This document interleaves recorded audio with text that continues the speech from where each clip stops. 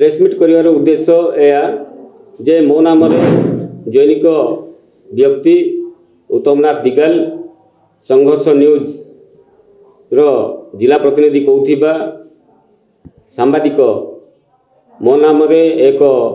मिथ्या आरोप लगाई संगीन अभियोग करिसेंती कि मो गोटे दुर्नीति भावे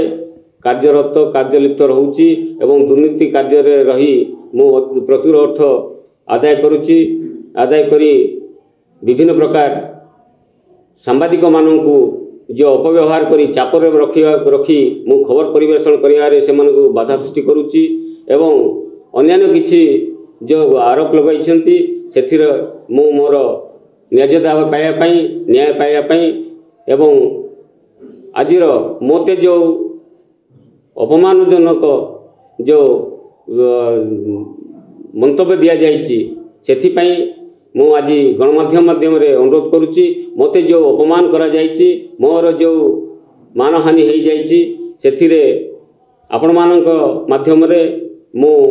ए न्याय पाइबा पई चाहूछि।